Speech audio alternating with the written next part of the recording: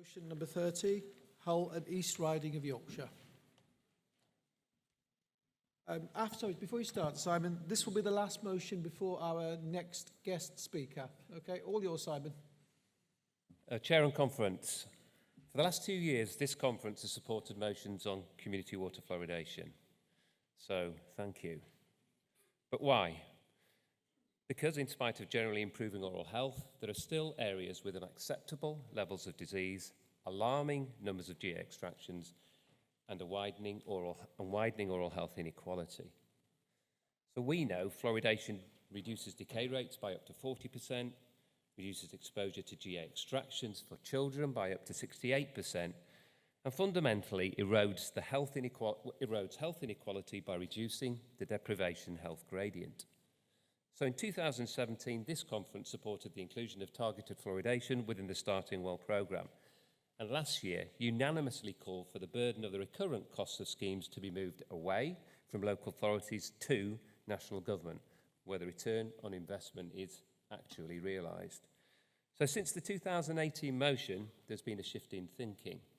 Oral health improvement and water fluoridation may be included and should be included in the Green Paper on Prevention to be published later this year.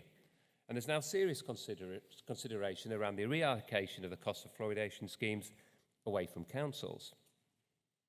This demonstrates that our conference motions can and do make a difference. Fluoridation improves health for all, but particularly children, giving them the best start in life and reducing inequality cost effectively, basically delivering the core aims of the NHS long-term plan, but paid for by local authorities.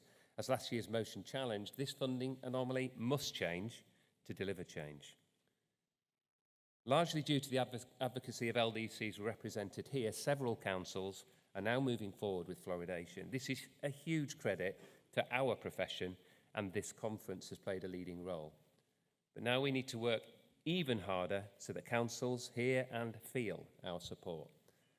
The evidence speaks for itself. In simple terms, we understand that fluoridation makes children healthier, reduces pain and anxiety, lowers time off school and work, cuts the need to have teeth removed in hospital, and makes oral health fairer across communities, wealthy and poor. So LDCs in Yorkshire and Humber and the North East have set up a fighting fund to support several councils moving forward with fluoridation. If any LDCs here would like to contribute to this campaign financially, they can contact Chris Groombridge, who's here today, of Hull LDC, and the chairs of the regional LDC councils in Yorkshire and the North East. Ian Gordon, Charlie isn't here, but as will take your money. However, it's just not your money we need. We need support across the dental community. Support can be individual and across LDCs, sharing Facebook posts, retweeting Twitter feeds, providing written submissions, and attendance at public meetings if and when councils move forward to consultation. Conference colleagues up and down this country who work in fluoridated areas understand and recognise the benefits that fluoridation can bring to our communities. This motion is about demonstrating our professional support for councils moving forward with fluoridation. So this motion, with our collective support, can and will make a difference. Thank you. Thank you, Simon. Do we have any speakers to this motion? Straight to the vote then, please. Those in favour, motion 30. Those against? The abstentions? Thank you. That motion is carried.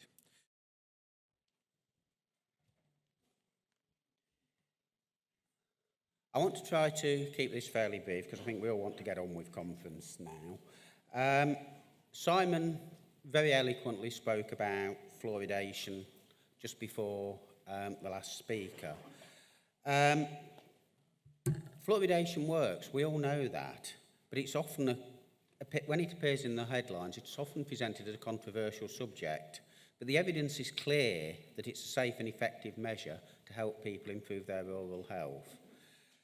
The British Fluoridation Society has worked tirelessly over many years to advance the cause of fluoridation, to lobby political support at all levels, to support LDCs and other organisations campaigning to introduce this very effective public health measure, and of course to counter the misinformation spread by the tinfoil hat brigade.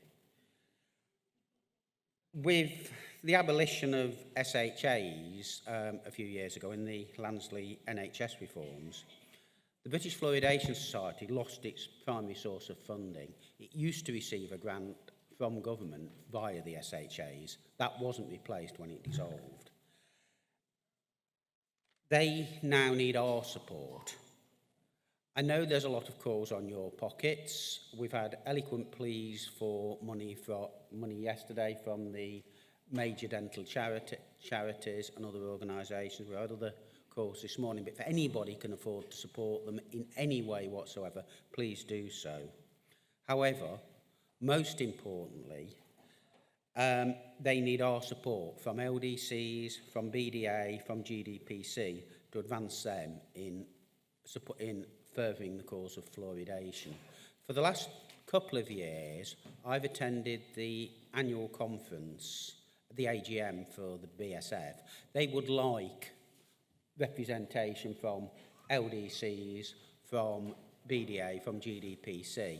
I've been there. I don't have a mandate to speak on behalf of LDCs for that, but apart from my own LDC at Leicestershire. But they are requesting that we provide a rep from either conference or GDPC to work with them. And I'd like to ask conference to approve this motion and to send somebody to represent our voice in their councils. Thank you. Thank you, Philip. There is nobody wanting to speak to this motion. We take it straight to the vote. All UK LDCs, those in favour, please. And those against? Any abstentions? Thank you very much. That motion is carried.